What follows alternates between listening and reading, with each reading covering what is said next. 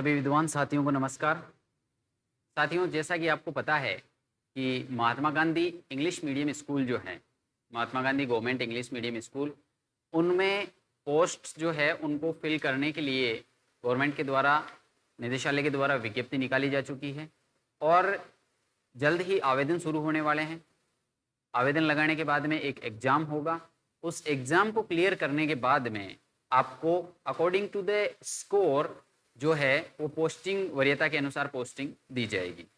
बहुत सारे साथियों का ये सवाल रहता है कि इसमें जो एग्ज़ाम होगा उसका सिलेबस क्या है, उसमें कैसा पेपर आएगा, क्या क्या उसमें आएगा, क्या हमें पढ़ना चाहिए, अगर हम तैयारी करें तो क्या करें, कौन कौन से टॉपिक्स पढ़ें।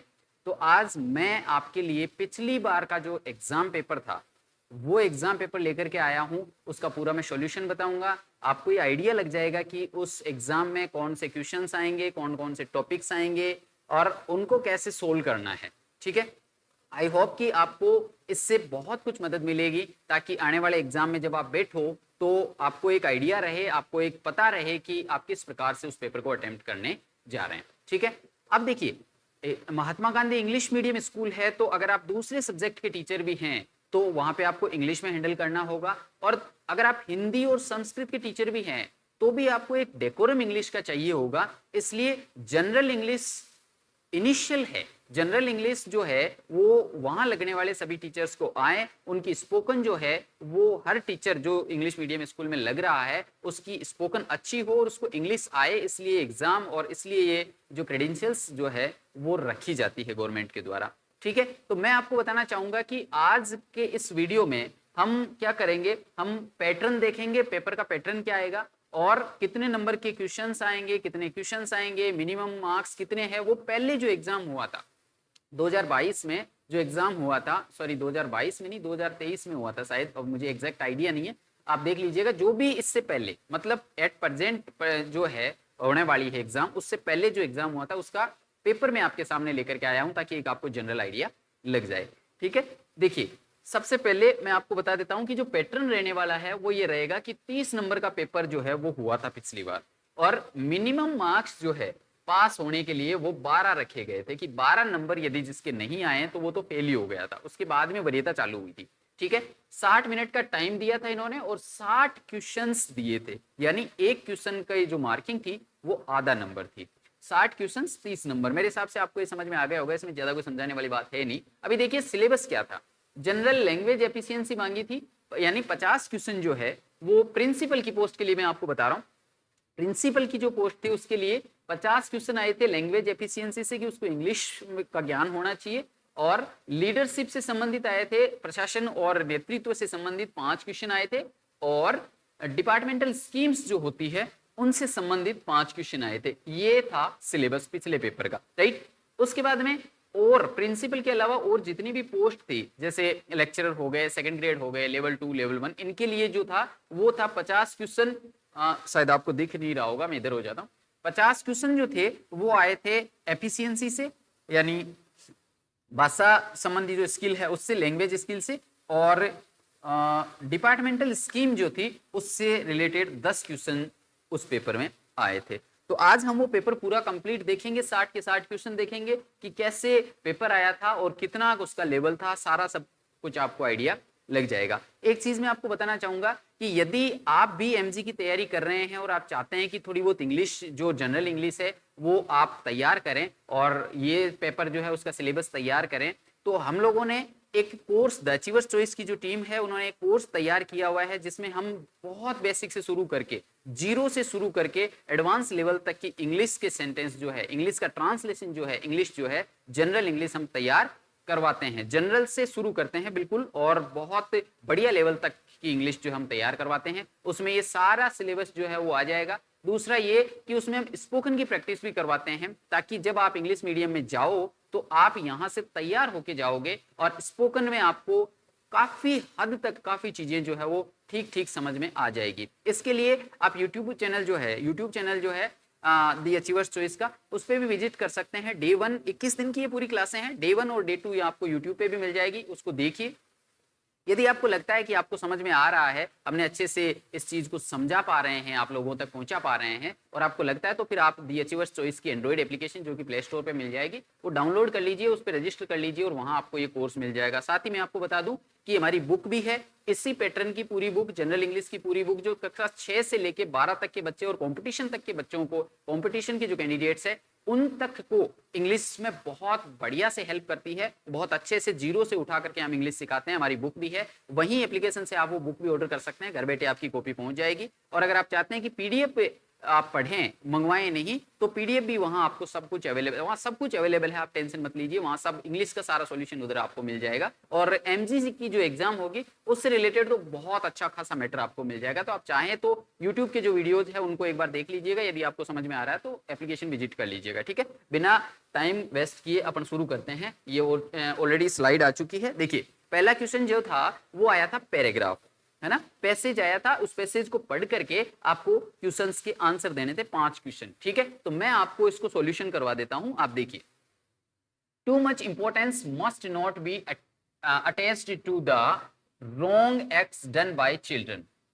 जो बच्चे गलत काम कर देते हैं, गलत इन द सेंस की थोड़े बहुत कोई कुराबात कर देते हैं, बदमाशियां करते हैं, उन पे ज्यादा अटेंशन देने की आवश्यकता नहीं है, नहीं दिया जाना चाहिए। Particularly if they happen to be the minor nature, और विशेष रूप से तब जब वो छोटे हो, तब ज्यादा ध्यान नहीं देना चाहिए। बच्चे हैं, गलती करेंगे, कोई दिक्कत नहीं है। Many boys and girls at young age are likely to be in the habit of stealing, neglecting their studies, slipping out of their classes और using bad languages। देखिए, ज्यादातर बॉयज जो होते हैं उनमें कुछ गलत आदतें, गलत प्रवृत्तियां पनप जाती है, तो इनको ज्यादा इग्नोर करना चाहिए इनको। उसमें से क्या क्या बताया गया है यहाँ पे कि यंग एज में बच्चे क्या कर सकते हैं, उनमें स्टीलिंग की हैबिट डेवलप हो जाती है, चोरी करने की आदत, और पढ़ाई से दूर भागने की, नेग्लेक्ट करने की आदत डेवलप हो जाती है, और sleeping out of their classes, जो अपनी क्लासेज को बंक करने की आदत हो जाती है, यूजिंग बैड लैंग्वेजेस, यानी वो थोड़ी सी गलत भाषा का प्रयोग करना भी सीख जाते हैं, संगति से भी कई बार हो जाता है। तो in nearly every case of root cause, in nearly every case of root cause of the trouble is the fact, और इन सभी का रूट कॉज क्या है, ये फैक्ट है that proper care of the child not taken in the house, और ये पहले ही मैं बता देता हूं इनका रूट कोज क्या है। पैसेज कह रहा है कि रूट कोज ये है कि इन बच्चों की प्रॉपर केयर नहीं होती, और दूसरा रूट कोज क्या बताया है, सफिशिएंट इंटरेस्ट नहीं दिया जाता इनको, इनके ऊपर सफिशिएंट इंटरेस्ट नहीं दिखाया जाता, इनको इग्नोर किया जाता है। ठीक है, गलतियों को इग्नोर करने के लिए बोला है, लेकिन बच्चों को इग्नोर करने के लिए नहीं बोला है कि आप इन पे ध्यान दीजिए, इनको इंटरेस्ट, इनके साथ टाइम स्पेंड कीजिए। But if the parents were wise, यदि पेरेंट्स वाइज होते हैं, यदि जो पेरेंट्स वाइज होते हैं, they would correct the fault of their children by paying more attention to them. वो क्या करेंगे, अपने बच्चों की गलतियों को कैसे सुधारेंगे, बच्चों के ऊपर ज्यादा ध्यान देकर के सुधारेंगे। ठीक है, what ever the case, one thing should never be repressed, that is they should not be compelled to change for the better under fear of the road। ये सेंटेंस जो है वो ये कहना चाह रहे हैं, ये सेंटेंस कहना चाह रहा है कि कुछ भी हो जाए, ठीक है, आप जब बच्चों को सुधारो तो कुछ भी हो जाए, लेकिन एक रोड के नीचे कंट्रोल नहीं किया जाना चाहिए, यानी डंडे से उनको कंट्रोल नहीं किया जाना चाहिए। कहने का मतलब ये है कि उनको पनिशमेंट देकर के आप कंट्रोल नहीं कर सकते, बजाय उसके आप क्या करिए, उनके ऊपर ध्यान दीजिए।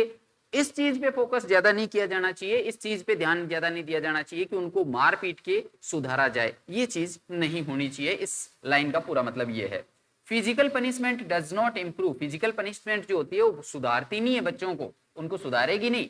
It only make them worse than before, बल्कि यदि आप फिजिकल पनिशमेंट बच्चों को देंगे तो वो और ज्यादा बदतर हो जाएंगे, उनकी आदतें और ज्यादा खराब हो जाएगी, और बशर्ते वो आपका जो एक डेकोरम मेंटेन कर रहे थे इतने दिन, शायद हो सकता है वो डेकोरम भी तोड़ दे, हो सकता है वो आपके सामने बोल जाए। इसलिए फिजिकल पनिशमेंट जो है वो अच्छी नहीं होती है बच्चों के लिए। ये अपना पैसेज था। अब इसमें से कुछ क्वेश्चंस पूछे गए हैं। देखिए, पहला ये पूछा है कि रूट कोज क्या होता है यंग बॉयज एंड गर्ल्स के मिसबिहेवियर का।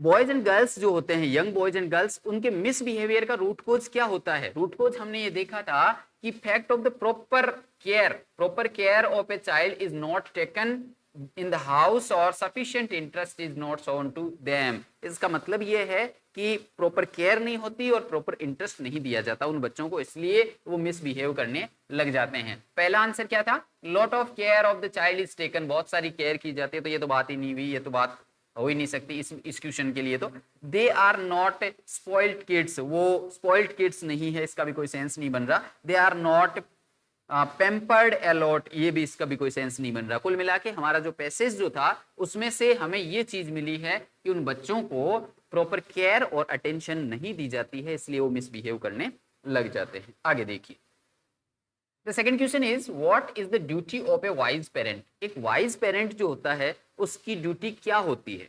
उसकी ड्यूटी ये होती है कि वो अपने बच्चों के सुधारने के लिए क्या करेगा? अटेंशन देगा। तो देखिए कहां पर है, to correct the faults of their children by paying more attention to them, उनको मोर अटेंशन दे करके वो सुधारने की कोशिश करेगा। ये वाइज पेरेंट के बारे में हमने पढ़ा था। आगे देखिए, Why should not a road be used to make a children better? make children better.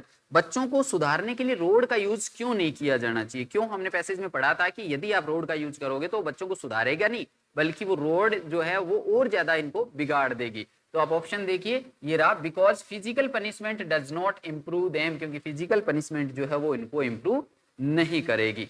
ठीक है, देखिए आगे, What do boys and girls at young age do? Young age में बॉयज एंड गर्ल्स जो है वो क्या करते हैं? अभी देखो इसमें टू ओबे देयर पेरेंट्स, अपने पेरेंट्स को ओबे करते हैं, ये हमने नहीं पढ़ा था।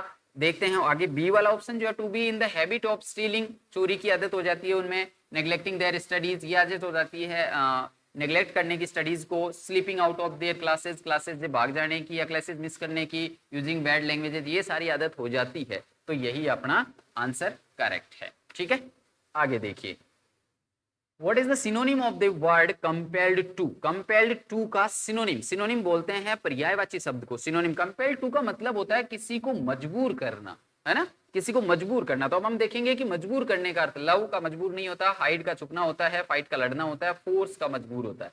ठीक है, फोर्स का मतलब होता है किसी का दबाव बनाना, किसी को मजबूर करना। तो कंपेल्ड टू का मतलब हो गया फोर्स टू।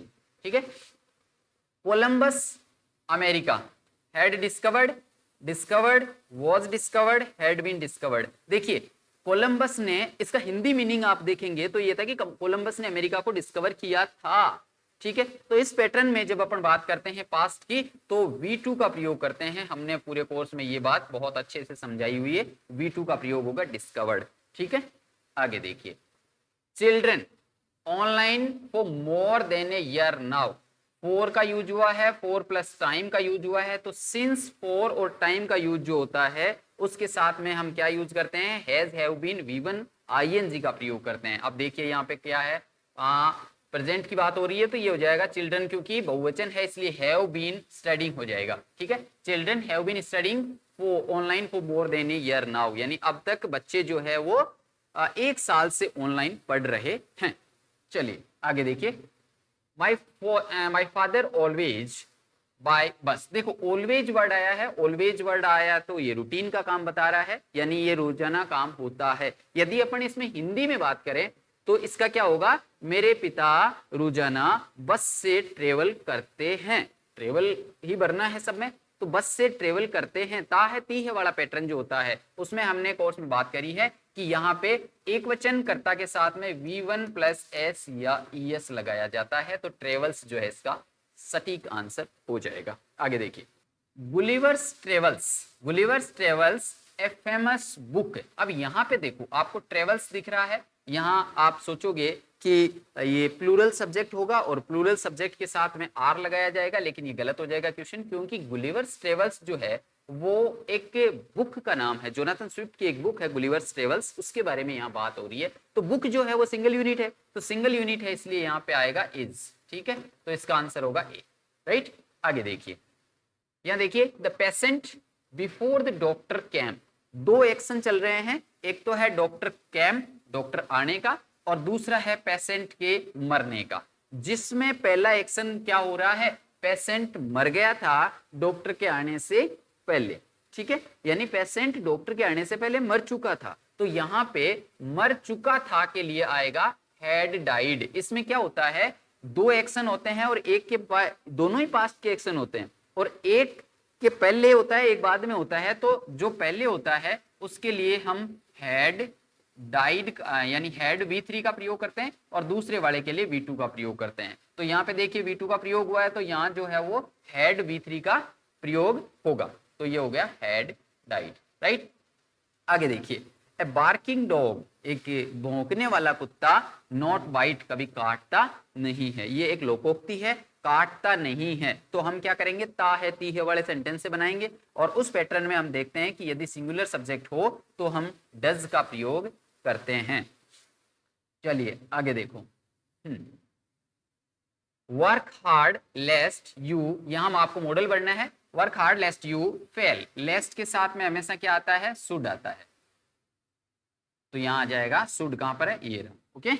आगे चलिए, माई ग्रैंड मदर इज 85, मेरी दादी जो है वो 85 साल की है, लेकिन but she still read and write without glasses, वो ग्लासेस के बिना यानी बिना चश्मे के पढ़ सकती है और लिख सकती है, यानी ये एबिलिटी बता रहे हैं, ग्रैंड मदर की एबिलिटी बता रहे हैं, और जहां पर हम एबिलिटी शो करते हैं वहां पे कैन का प्रयोग होता है, तो ये हो जाएगा इसका आंसर।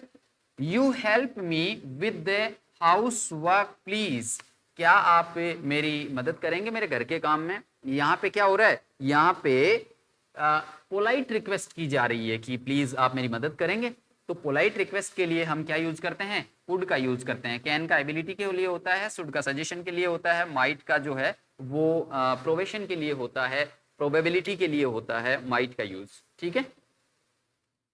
आगे देखिए, choose the word that has been spelled wrongly, जिनकी स्पेलिंग सही नहीं है। देखिए, ऑफेंस सही है, प्रेजेंस सही है, एब्सेंस सही है, बैलेंस, हाँ बैलेंस की स्पेलिंग सही नहीं है। यहाँ पर बैलेंस जो संतुलन वाला होता है वो होता है BALANCE होता है, यहाँ पे ई लगाया हुआ है जो कि गलत है, ठीक है, बैलेंस की स्पेलिंग गलत है यहाँ पर। आगे देखिए, इनफ सही है, कफ, इनफ सही है, कफ सही नहीं है, ये होगा COUGH, कफ ये होगा, ओ होगा यहाँ पे एक ही जगह, ये गलत है। बाकी टफ का हार्ड ओके सही है और रफ का भी सही है, ठीक है, यहाँ आंसर होगा सी। आगे देखिए, प्रिंसिपल, प्रिंसिपल ये सिद्धांत वाला है, सही है, प्रिंसिपल ये प्रधानाचार्य वाला है, सही है, एग्जाम्पल की स्पेलिंग गलत है, एग्जाम्पल उदाहरण, और रेशियल का ये सही है, ठीक है, तो इसका आंसर हो जाएगा सी। एग्जाम्पल की स्पेलिंग यहाँ पे गलत है, रेशियल का ठीक है। आगे देखिए, choose the right preposition from the given options, right preposition आपको सेलेक्ट करने हैं, वो कौन से हैं, he died cholera, died of cholera, ठीक है। अब ये क्यों, देखो डाइड जो होता है उसके साथ में एक तो होता है डाइड ऑफ, डाई ऑफ, एक होता है डाई बाई, और एक होता है डाई इन, डाई इन, ठीक है। डाइड ऑफ तो आता है जब किसी डिजीज का हम आगे नाम लेते हैं, यानी किसी रोग से जब आदमी मरता है तो वो होता है died of disease. Died by manner, यानी किसी प्रोसेस में कोई आदमी मर गया, जैसे ही डाइड बाय ड्रोनिंग, वो डूब के मर गया, ठीक है। तो डाइड बाय जो होता है वो प्रोसेस के साथ में आता है, डाइड इन सिचुएशन होता है, जैसे एक्सीडेंट में मर गया तो ही डाइड इन एक्सीडेंट, ठीक है। तो इसका आंसर हो जाएगा डाइड ऑफ कोलेरा। चलिए आगे देखिए, he looks his old father, look after, देखो किस वह अपने ओल्ड फादर को लुक आफ्टर करता है। लुक आफ्टर एक फ्रेजल वर्ब है जिसका मतलब होता है कि ध्यान रखना किसी का, टेक केयर करना, तो लुक आफ्टर जो है वो इसका सही होगा। लुक आफ्टर मतलब ध्यान रखना, तो वो अपने फादर का, ओल्ड फादर का, बूढ़े पापा का ध्यान रखता है, वो केयर करता है। I am writing a book on grammar, मैं ग्रामर पे एक किताब लिख रहा हूं, ऑन ग्रामर। आगे देखिए, यू शुड अप्लाई, अप्लाई के साथ में आता है फॉर, तो you should apply for that post, ये हो जाएगा, ठीक है।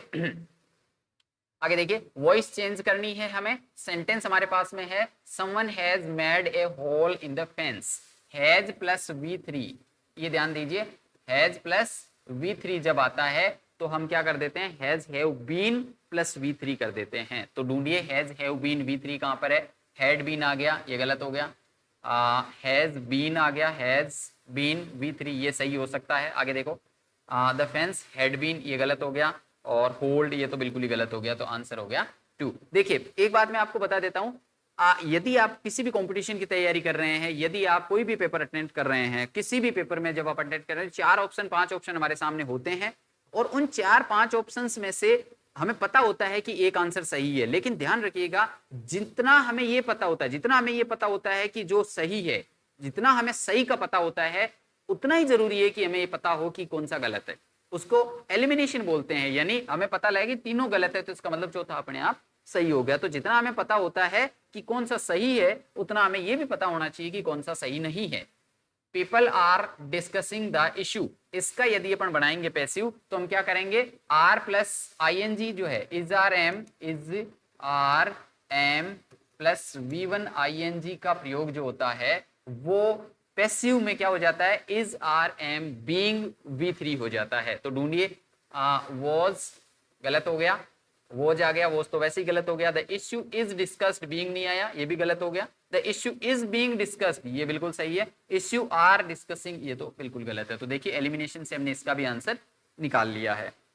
आगे देखिए, डोंट प्लक द फ्लोर, ये इंपेरेटिव सेंटेंस है, और इंपेरेटिव सेंटेंस में जो निषेधात्मक वाक्य होते हैं उनको जब हम पैसिव बनाते हैं तो लेट नॉट बी से बनता है। ठीक है, लेट नॉट बी, तो देखते हैं कौन से में आ रहा है, फ्लोर्स नॉट बी प्लग्ड, ये नहीं होगा, लेट नहीं लगाया इसने।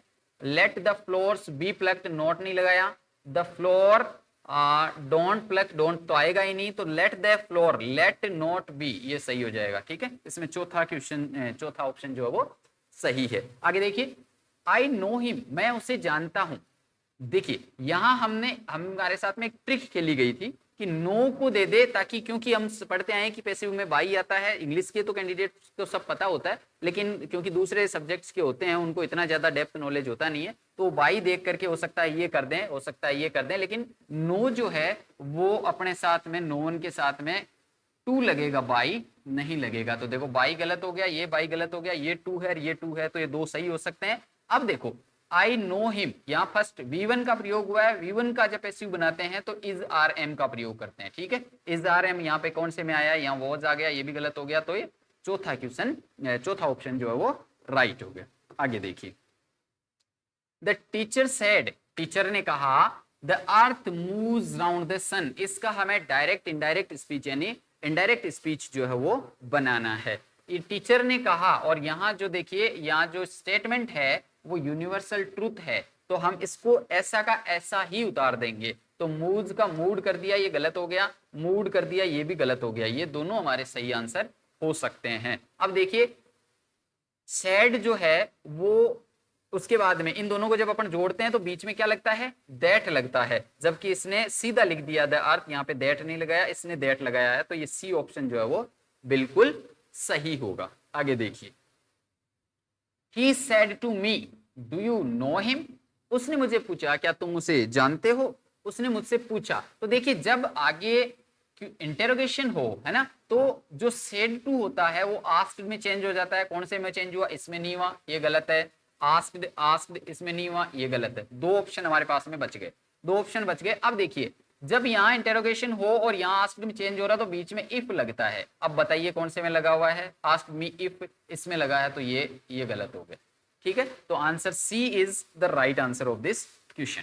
अब देखिए, he said what a beautiful scene, exclamatory sentence जो है उसको डायरेक्ट इनडायरेक्ट में दिया है, और एक्सक्लेमेटरी सेंटेंस जब डायरेक्ट इनडायरेक्ट में आते हैं तो हम क्या करते हैं, एक्सक्लेम्ड का यूज करते हैं, है ना। तो इसमें देखो दैट wondered, ये भी हो सकता है, he wondered that it was a beautiful scene। ठीक है, ये भी कंसीडर करेंगे। देखे, he exclaimed what a beautiful scene it was, he exclaimed that, यहाँ पे that नहीं लगाया है तो इसको हम गलत मान लेते हैं। he exclaimed that it was a very beautiful scene, ये इसका प्रॉपर आंसर होगा।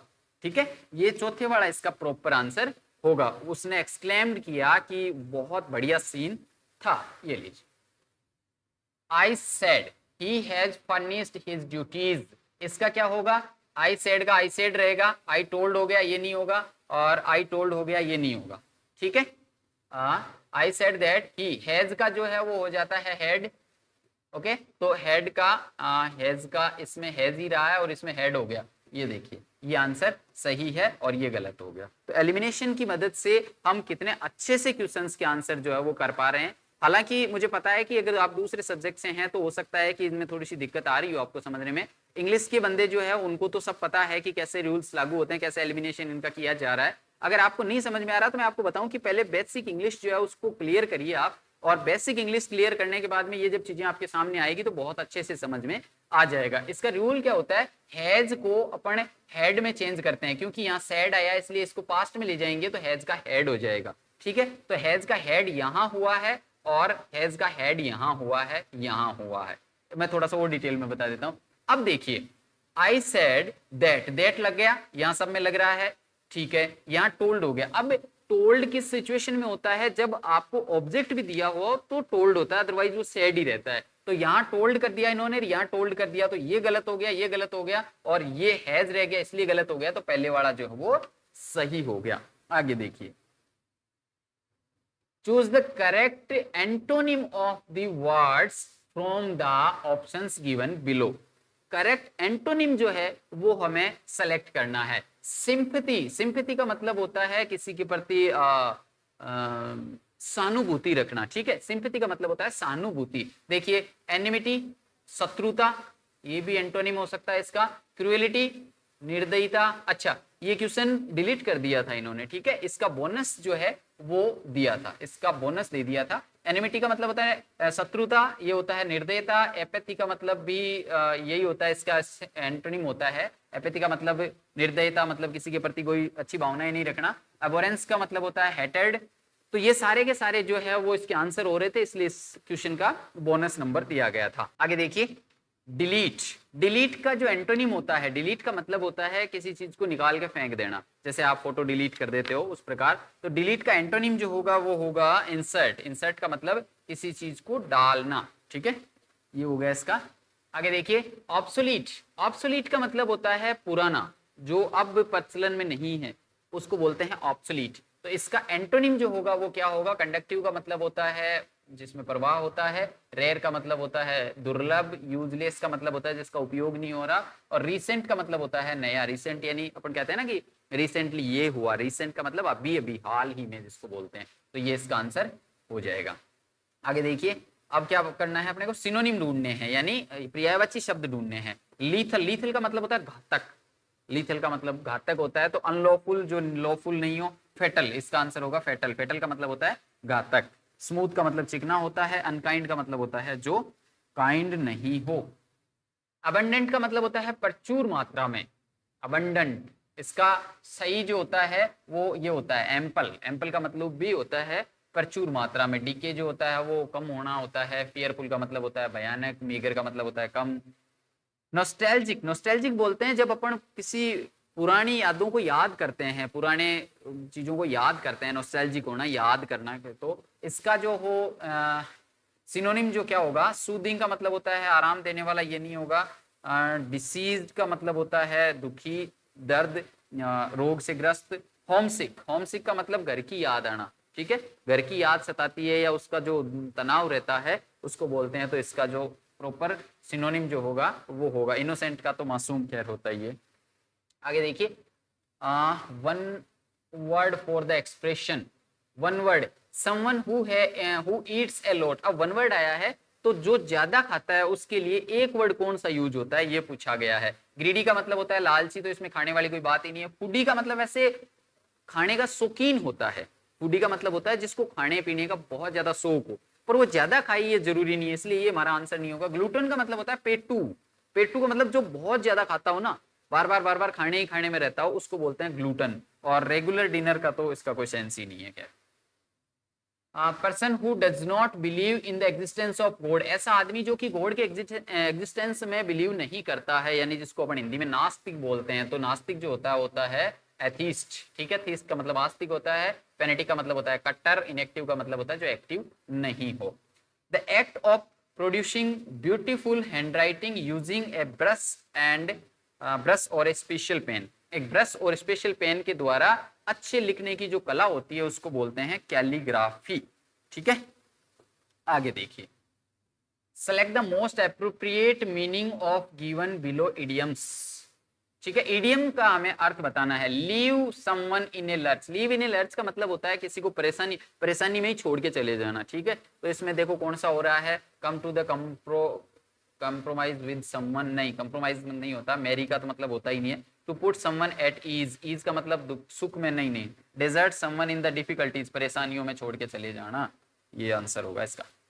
ठीक है, एडवांस एल्बो, कोहनी के पास में होना, नजदीक होना, बगल में होना। Next to someone, strong grip का नहीं मतलब है, स्ट्रॉन्ग बॉन्ड का भी नहीं होगा, फार अवे का मतलब होता है दूर। तो एट वंस एल्बो का मतलब होता है next to someone. To make castles in the air, हवाई किले बनाना, make castles in the air, हवाई किले बनाना, इसका मतलब परफेक्ट प्लान होगा तो हवाई किला नहीं होगा, आइडियल प्रोजेक्ट भी हवाई किला नहीं हो सकता, विजनरी प्रोजेक्ट जो होता है वो होता है हवाई किला, और स्कीम्स को हम हवाई किले नहीं कह सकते। हालांकि कई स्कीम्स हवाई किले होती है, बट प्रॉपरली हम ये नहीं कह सकते कि स्कीम हवाई किला होता है, ये आंसर होगा विजनरी प्रोजेक्ट।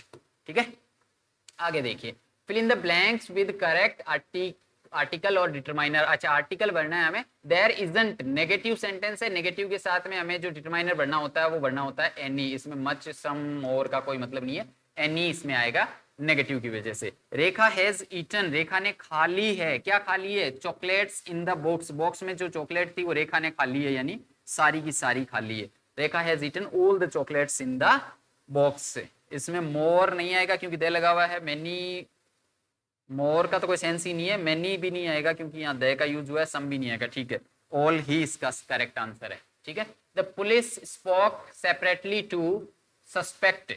ठीक है, पुलिस जो है वो पूछ रही थी सेपरेटली टू सस्पेक्ट से, सस्पेक्ट जो थे उनसे सेपरेटली अलग अलग पूछ रहे थे। यहाँ ईच और एवरी में से पूछा गया कि ईच सेपरेटली अलग अलग प्रत्येक सस्पेक्ट से पुलिस ने बात करी, इस सेंस में यहाँ ईच का प्रयोग हुआ है। दे गॉट सेकेंड चांस, यहाँ पे स्पेस है, they got the second chance होता है।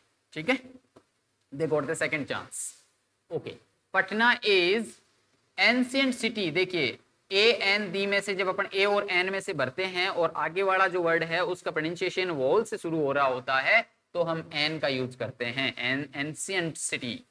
Bacteria are tiny for us to see with naked eyes, bacteria जो होते हैं वो इतने छोटे होते हैं कि हम उन्हें नेकेड आईज से नहीं देख सकते। तो टू टू का प्रयोग यहाँ पे ये करवाना चाह रहे हैं, टू टू, इतने छोटे कि हम देख भी नहीं सकते, टू टू। देखिए बोथ के साथ आता है एंड, तो इसका आंसर हो जाएगा and, both Ram and Shyam, ये हो गया। Fill in the blanks with relative pronoun, relative pronoun बढ़ने, दिस इज द बॉय, ये वही लड़का है जिसको ऑल एडमायर करते हैं। अगर आप हिंदी करके देखोगे ना तो भी ये ज्यादा हार्ड नहीं है, यहाँ हम जिसको भरेंगे जिसको सभी एडमायर करते हैं, तो जिसको की इंग्लिश जो होती है वो होती है होम। ठीक है, इसका आंसर ये हो जाएगा। आगे देखो, the line, the line share colour is white is from Africa, जिसका कलर, यहाँ हम देखो अगर हिंदी के हिसाब से देखें तो जिसका भरना होगा हमें, द लॉइन वो शेर जिसका कलर कैसा है, व्हाइट है, वो अफ्रीका से है। यदि ऐसा देखा जाए तो जिसका और जिसका का सेंस जो आता है वो कहाँ से आता है, हुज से आता है। ये हमने अपने कोर्स में कंप्लीटली बहुत अच्छे तरीके से ये बातें करी है, तो आपको यदि जरूरत हो तो आप वहां सीख सकते हैं। व्हेन वाज मुख्यमंत्री बाल गोपाल योजना, देखिए अब हमारा इंग्लिश का जो पैटर्न था वो 50 सेंटेंस 50 क्वेश्चन जो है वो कंप्लीट हो चुके हैं। 50 क्वेश्चन हमने शुरू में बात करी थी कि 50 क्वेश्चन तो आएंगे आपके इंग्लिश की एफिशिएंसी से, और 10 क्वेश्चन जो आएंगे वो आएंगे आपकी योजनाओं से संबंधित। तो ये पहले मुख्यमंत्री बाल गोपाल योजना जो पुरानी सरकार की थी, तो अब तो उम्मीद नहीं है कि ऐसे क्वेश्चन तो आएंगे, बट अभी जो योजनाएं करंट में चल रही है और जो विशेष रूप से बीजेपी सरकार ने चलाई है उनसे संबंधित आपके 10 क्वेश्चन आएंगे। तो अगर आप जा रहे हैं एग्जाम देने के लिए तो मैं आपको कहूंगा कि थोड़ी बहुत उन योजनाओं के बारे में बेसिक डिटेल्स, ज्यादा डेप्थ में नहीं पूछ रहे हैं, कब शुरू हुई, उनका मुख्य उद्देश्य क्या है, ये चीजें पूछते हैं, तो ये थोड़ा सा आप देख के चले जाइएगा ताकि आपको वहां पेपर में थोड़ा सा अच्छे से उस पेपर को अटेंड कर पाए। ठीक है, तो इसका भी फिर मैं बता देता हूँ क्वेश्चन जो कि आए हुए हैं, तो आपको और आइडिया लग जाएगा कि कैसी कैसी योजनाओं से आते हैं। मुख्यमंत्री बाल गोपाल योजना की शुरुआत जो है वो कब हुई थी, तो मुख्यमंत्री बाल गोपाल योजना की शुरुआत हुई थी 29 नवंबर 2022 में, 29 नवंबर 2022 को हुई थी। पहले सप्ताह में 2 दिन पिलाया जाता था, उसके बाद में कंटिन्यू कर दिया था पूरे सप्ताह के लिए। अब आगे देखिए, मुख्यमंत्री फ्री यूनिफॉर्म डिस्ट्रीब्यूशन जो है वो किस क्लास से लेके किस क्लास तक के बच्चों को किया जाता है, आपको पता ही है, 1 से 8, फर्स्ट से 8 क्लास तक किया जाता है। When was Mahatma Gandhi government school English medium open, ये जून 2019 में सबसे पहले खोले गए थे, ये हो गया। What is the full form of RKSMBK? RKSMBK की आपको पता ही है, राजस्थान में शिक्षा के बढ़ते कदम, इससे ये तो परेशान कर रहा है सच में लोगों को। Mahatma Gandhi government school English medium were open on the occasion of 150th birth anniversary of Mahatma Gandhi, which of these wrong? इनमें से गलत कौन सा? अच्छा ठीक है, एमजीजीएस के बारे में गलत कौन सा है? तो एडमिशन लॉटरी के थ्रू होता है, ये बिल्कुल सही है, 1 से 12 चल रही है, बिल्कुल सही है। और प्रोविजन ये था कि such schools in every village and town with the population of more than 5000 वहाँ स्कूल खोली जाएगी, ये ठीक है। And related to the central board, नहीं सीबीएसई नहीं है, आरबीएसई से एफिलिएटेड होगी, ये आंसर हो जाएगा इसका, ठीक है। Which programme has been started for career guidance के लिए, तो ये डायल फीचर है ही। When was the Kalibai Bheel Medhavi Chhatra scooty योजना कब लागू करी गई थी? 1 अप्रैल 2020 को लागू करी गई थी, ठीक है। आगे देखिए, how many rupees monthly grant per child given into school going children of 6 to 18 years in the orphan category under the पालनहार योजना? अच्छा ठीक है, पालनहार योजना में कितने पैसे मिलते हैं? 1500 रुपए मिलते हैं, आप लोगों को पता ही है। उसमें शायद 1000 आंसर माना था उस टाइम वाले एक पेपर में, अब वो क्या था वो मुझे नहीं पता, बाकी 1500 रुपए शायद तक मिलते हैं। Which app has been launched to digitalize the process of continuous monitoring of the education progress and activity in the government schools? Government school में एजुकेशन एक्टिविटीज की प्रोग्रेस को मेजर करने के लिए कौन सा ऐप आया था? तो ये आया था शाला संबलन, शाला संबलन आया था। दीक्षा जो है वो ट्रेनिंग ऐप है, वो आप करते ही होंगे। ई पाठशाला जहाँ पे आप बुक्स एनसीईआरटी की सारी बुक्स ले सकते हो, राजकाज जहाँ से अपने आईपीआर भरते हैं, ये सारी चीजें है। ये क्या हो गया, एक सेकंड माफी चाहते हैं, ये शायद स्लाइड सही नहीं लगी, चलिए मैं कोशिश करता हूँ, अगर लगे तो। नहीं लग रही है,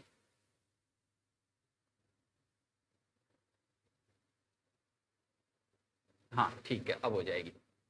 ओके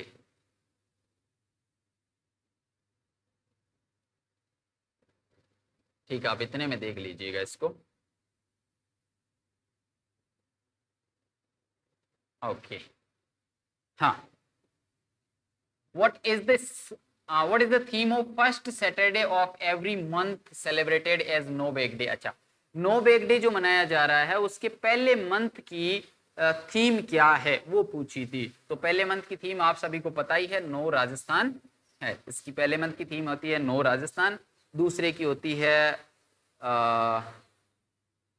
राजस्थान को जानो, दूसरे की होती है क्या होती है, खेले इंडिया, खेलेगा राजस्थान, हाँ। दूसरे की होती है खेलेगा राजस्थान, बढ़ेगा राजस्थान।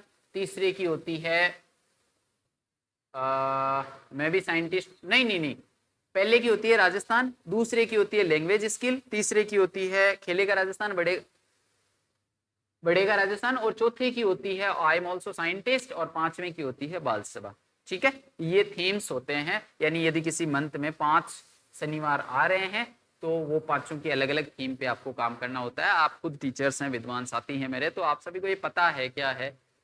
चलिए, ये अपना पेपर था। मेरे को उम्मीद है कि आप लोगों को एक अच्छा आइडिया लग गया होगा कि जो एमजी के पेपर आप देने जा रहे हैं उसमें आपको क्या परफॉर्म करना है, कितनी तैयारी करनी है, क्या सब कुछ। मैं एक बार फिर आपको बता देता हूँ कि यदि आपको ये इंग्लिश सीखनी है, जनरल भी सीखनी है, या फिर पेपर के लिए सीखनी है, या आप एमजी में सेलेक्ट होके जाते हैं तो वहाँ स्पोकन आपको चाहिए होगी, तो यदि आपको जनरल इंग्लिश का एक कोर्स लेना है तो आप हमारी बुक परचेज कर सकते हैं। बहुत अच्छे से हमने समझाया है, बहुत डिटेल में समझाया है। यदि आप यूट्यूब पे जाएंगे तो 2 वीडियो वहाँ आपको मिल जाएंगे, आप उसे देखेंगे तब पता चलेगा कि कितने डिटेल में हमने समझाया है। और वो 21 दिन का एक पूरा कोर्स है जिसे आप करके अपनी इंग्लिश को बहुत बेहतर बना सकते हैं। तो ठीक है, ये हमारा इतना ही था, और आप सभी को एग्जाम की शुभकामनाएं। उम्मीद करता हूं कि आप एग्जाम में बहुत अच्छा करके आएंगे और सभी का अपनी मनचाही जगह पे पोस्टिंग प्ले होने की आपके लिए दुआ करता हूं। चलिए, तो मिलते हैं और किसी वीडियो में और कभी, तब तक के लिए बाय बाय, टेक केयर।